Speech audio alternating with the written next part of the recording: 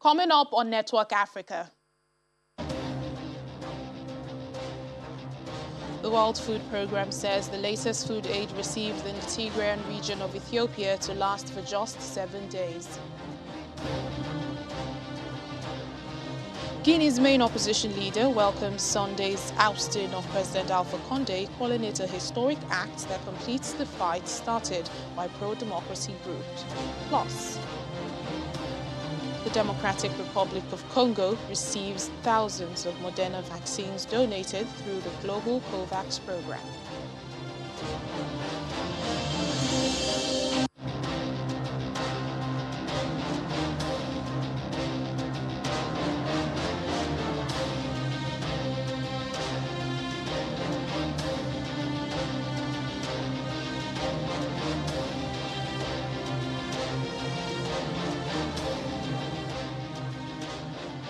Hello and welcome to the program. I'm Layo Adegoke.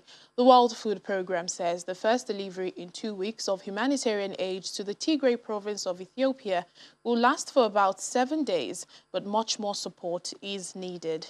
Earlier, the rebel group in Ethiopia's Tigray region said that about 150 people may have died of starvation as the humanitarian crisis in that region worsens. The Ethiopian government has not reacted to the allegation, but it had previously rejected accusations by the United Nations that it was blocking aid. Meanwhile, video from the World Food Programme reflects the severe humanitarian situation in Tigray, with supplies of food aid running out, and the United Nations warning that a de facto blockade is bringing millions to the brink of famine. Loaded onto backs of camels among the last stocks of food aid in conflict-hit northern Ethiopia, the footage released by the World Food Programme reflects the severe humanitarian situation in Tigray. And it's people like Mother of Six, Letta Mariam, who are paying the price. I couldn't sleep at night and think straight at day, always thinking about what to feed my kids. I still think about how to provide for them. Thousands have been killed and more than 2 million forced to flee their homes since war broke out 10 months ago. Now the United Nations warns that a de facto blockade is bringing millions to the brink of famine. The WFP video was filmed at the end of August in northwestern Tigray. Satyan Tate is a WFP staff member in the area. We don't have any food stocks at the moment to plan with or to distribute. Whatever we have is currently being distributed or has already been distributed. So what we're looking at going forward is a difficult situation for us to keep providing services for our communities here. More aid has since materialized. 100 trucks covering 3,500 metric tons of food and other supplies arrived on Sunday.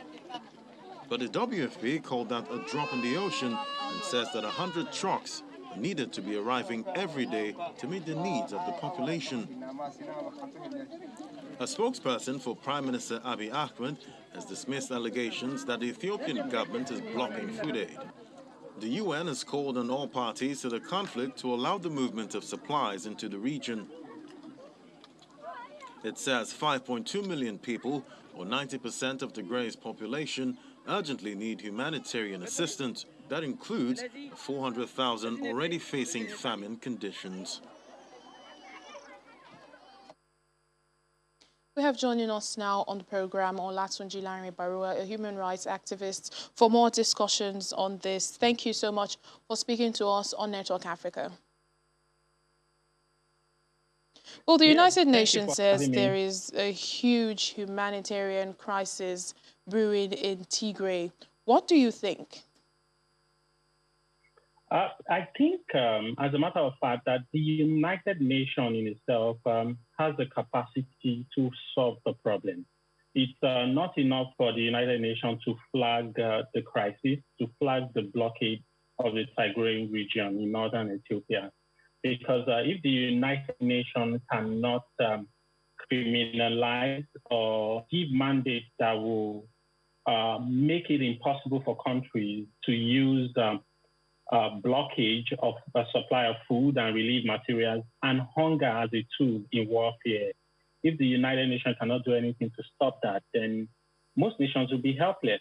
I think the United Nations has to go beyond issuing statements and declarations and warnings to countries, and either deploy the use of diplomatic resources at its disposal, or prevail on countries. There are different ways the United Nations can get countries to comply with some of these directives.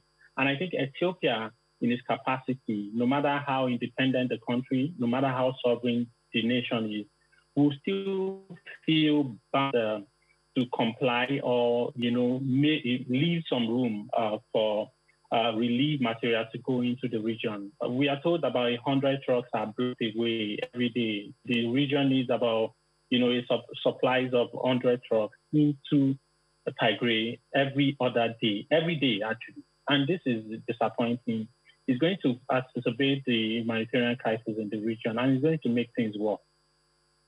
Well, this crisis in Tigray is reminiscent of other cases on the African continent. For example, the Nigerian civil war, where millions died as a result of, food and starvation. We have Sudan and also South Sudan.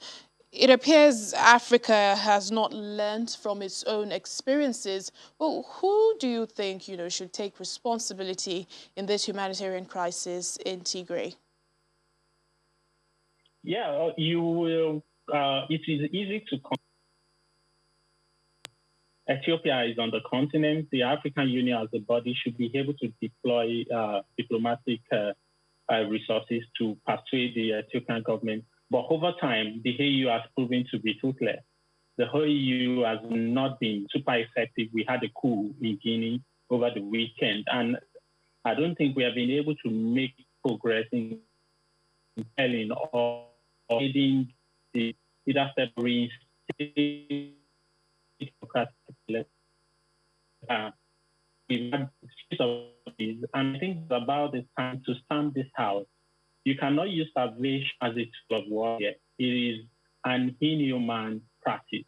It is an humanitarian crime. It is a war crime in itself.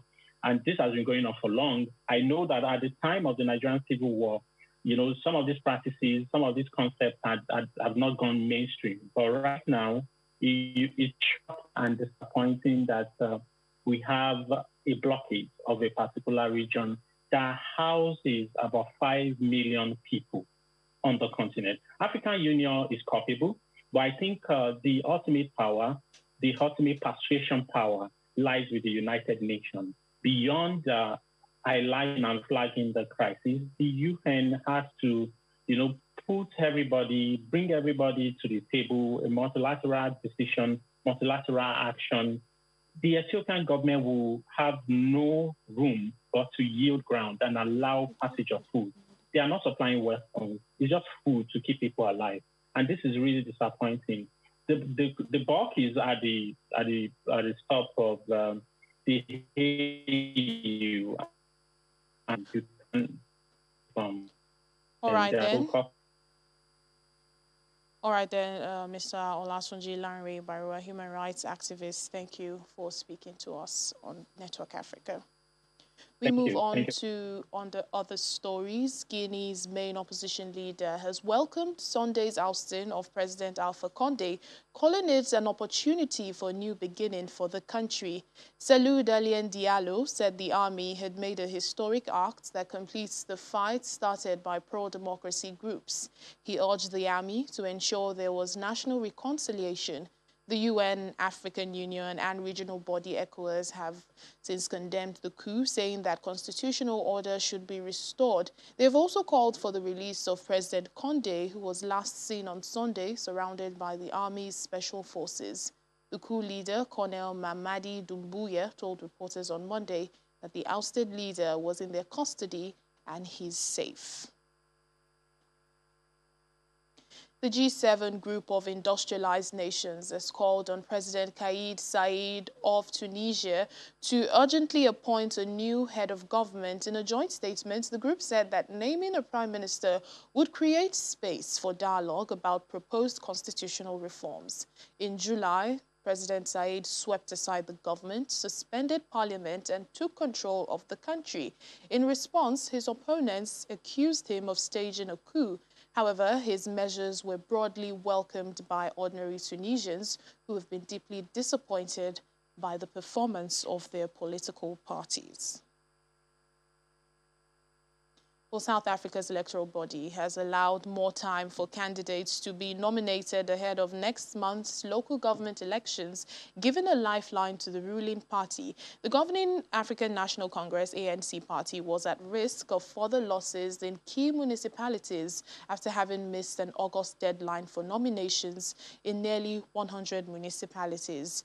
President Cyril Ramaphosa welcomes the extension, saying it was in line with constitutional and legislative prescripts. However, the opposition Democratic Alliance DA party has opposed the extension and has vowed to explore all legal avenues to stop it. Voters will elect councillors for more than 250 municipalities across the country between the 27th of October and the 1st of November. Back in 2016, the ANC lost the administrative capital Pretoria and commercial capital Johannesburg to the DA. In the meantime, South African President Cyril Ramaphosa says he welcomes the decision to release former President Jacob Zuma on medical parole and hopes he gets well soon.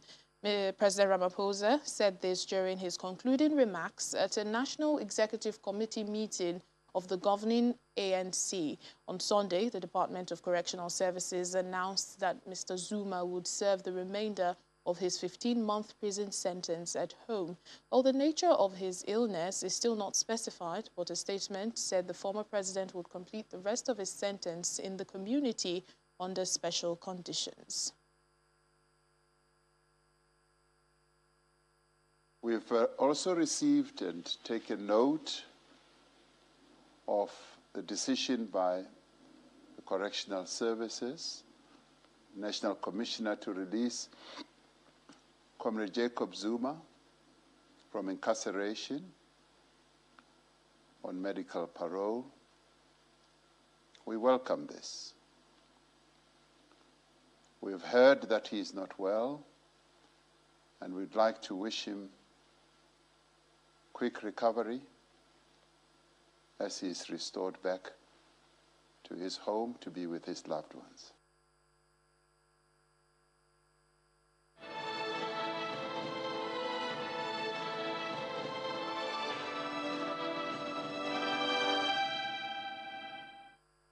The Democratic Republic of Congo has received 250,000 doses of the Moderna vaccine donated through the Global COVAX program. It is the first time the country has received another vaccine other than AstraZeneca. President Felix Tshisekedi had been reluctant to take the AstraZeneca jab and promised to take a different one once they were available. This Moderna batch is part of the 6 million different vaccines that the Central African country has been waiting for since last July. More than 300,000 doses of the AstraZeneca vaccines had to be disposed of when they expired last June and July.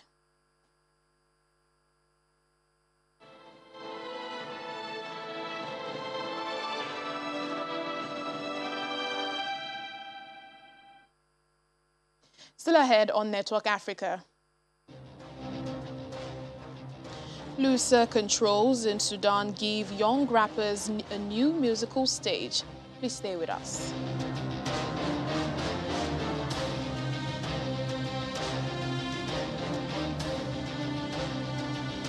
Welcome back to the program. We continue here in Nigeria, where a batch of naval personnel attached to Operation Safe Haven have returned to base from the theater of conflict.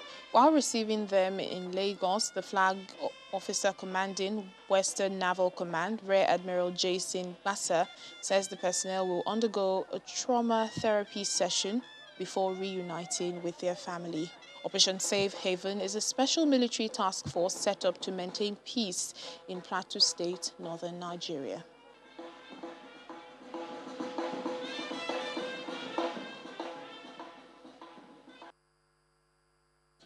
For you to have a man deployed out to a theater of stress, the theater of operations, and the man to come back for him to be rejoined with his family. So we took it upon ourselves to receive them and to organize a warm reception that they will remember. Today, as we are receiving this set, another set took off today to go to the front. After this reception, we're going to keep them to undergo a post-conflict stress management, for them to undergo that for a week, and thereafter they'll be released to rejoin their families for a 2 weeks break for them to reconnect back with their families before they will come back and resume work and hopefully prepare for the next national assignment that will be tasked with. All rights campaigners have accused Egypt's security forces of routinely carrying out unlawful executions and then claiming that the deaths occurred during shootouts with militants. Human Rights Watch says that the authorities have reported more than 750 of such killings over 5 years. However, only one arrest was made in all the shootouts. The campaign group closely examined 14 deaths and found relatives saying that they knew the victims were in custody before they were killed. The Egyptian authorities have waged a long campaign against members of the Muslim Brotherhood organization, which they describe as a terrorist group. Authorities in Algeria have arrested 27 suspected members of a separatist group that has been declared a terrorist organization. Police accuse them of being part of the movement for the autonomy of Kabylie that is seeking independence for the Kabylie region. The group was declared a terrorist organization after last month's wildfires that killed 65 people. The 27 people were arrested on Monday, days after clashes between protesters and the police in Keratet town. Well, police say at that protest, their officers were injured during the incident. The suspects have been accused of attempting to sow terror and strife among citizens by order of parties abroad. Let's meet with an Egyptian-designed robot that's been built to produce water on Mars. Yes, the red planet Mars. The mechatronics engineer devised the robots that can utilize humidity and to turn air into water droplets. Take a look. This Egyptian mechatronics engineer can turn air into water droplets, thanks to ELU, a robot he devised to utilize humidity and turn it into water using artificial intelligence. The 28-year-old engineer was inspired by NASA's missions to Mars and has built his robot to function in weather conditions similar to the red planet, known to have high levels of humidity but very dry. Thanks to the robot's settings, Mahmoud El-Koumi proposes that ELU can absorb moisture on Mars and turn it into drinkable water. The new low-cost technology, supported by artificial intelligence, can generate big amounts of water with less energy using polymers. Other technologies used to generate water from air, including mechanical heat exchangers, are more expensive and energy-consuming. It took El-Koumi 9 months to reach ELU's final design and says it costs nearly $250. The cost of generating 1 liter of water via ELU only ranges between 1.5 to 2 cents in comparison to 20 cents using other technologies. The process of generating water from air goes through different stages. The first one is the filtration, where air is filtered well, then condensation, then one more filtration stage, then a sterilization stage using ultraviolet rays. The mineral salts beneficial to human health. I can launch plants that can generate more than 5,000 liters per day, or even 50,000 liters. I can scale it up without any problems. I can use it not only on Mars, but in any desert area that has no access to natural water resources like rivers and wells. Digging wells is so expensive, and so is the cost of river extensions. The cost of generating water from air is relatively lower than any other available technology. El Kumi wishes that his self-financed project can be used on larger scales, not only on Mars, but in other arid areas with little or no access to water resources. Well, if you like cartoons, you might just like this story. A South African animator is fusing cartoon with reality in his satellite debut. The self-taught 3D animator, Lwazi Msipa, says he wanted to create something for both grown-up kids and adults, along the lines of The Simpsons, when he dreamed up the character that won him a coveted slot on satellite TV. Wazi Musafa is a self-taught 3D animator. His passion for animation got him hit on an idea. What if his children's cartoon character were to accidentally get stuck in the adult real world? That notion forms the premise of My Cartoon Friend, which debuted on Cartoon Network in South Africa last month. I want to create a very successful show, shows like your South Parks, your The Simpsons, Family Guys. I want to create something uniquely South African for that kids can look at and say, you know what, this is ours. This is something that we have in South Africa that's very successful, that's doing global. At this point, I sit with my... It's the first of his compatriots to get a full 13-episode series. In the new show, Msifa plays himself as a young animator experimenting with some new software when he accidentally exports his creation into the real world. He's then stuck with Ntemba, his feisty, sharp-tongued animation, who he must accommodate into his life, which proves challenging. Animation is such a small industry in Africa, and it's still growing. So basically, I want to be one of the people that grow it. I want to be in the forefront of growing the animation industry and letting kids know that you too can jump into this animation industry. There's a lot of, opportunities, there's a lot of money to be made, and there's a hunger for South African content. Msifa hopes his series will help grow South Africa's nascent animation industry and attract talented upstarts like himself to join in. Don't forget to watch our show. Let's head now to Sudan to meet with a group of music rappers who are enjoying a new stage thanks to the looser controls in the country. Rap has come out of the shadows of longtime leader Omar al-Bashir's rule since his ouster more than 2 years ago, allowing youths to voice their grievances amid an economic crisis and a fragile transition to democracy. 2.5 years ago, this would have been more dangerous.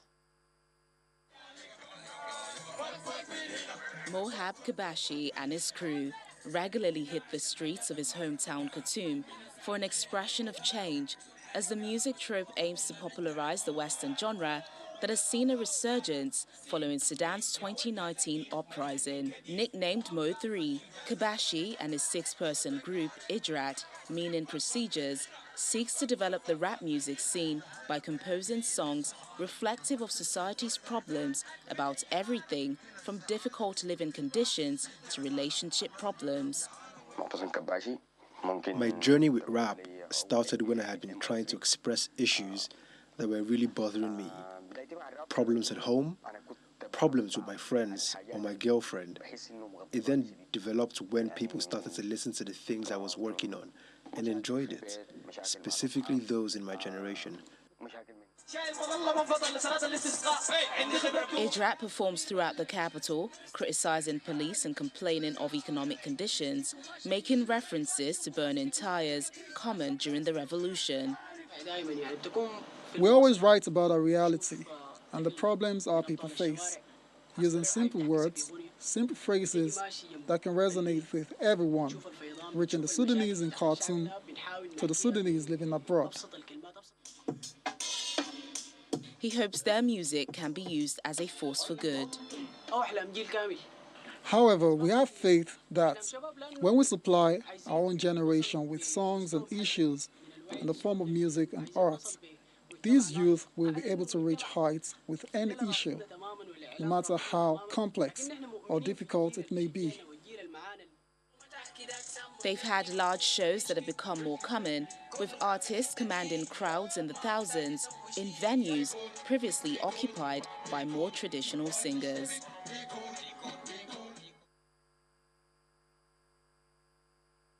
And that's it on the program today. Thank you so much for watching. I'm Layo Adegoke.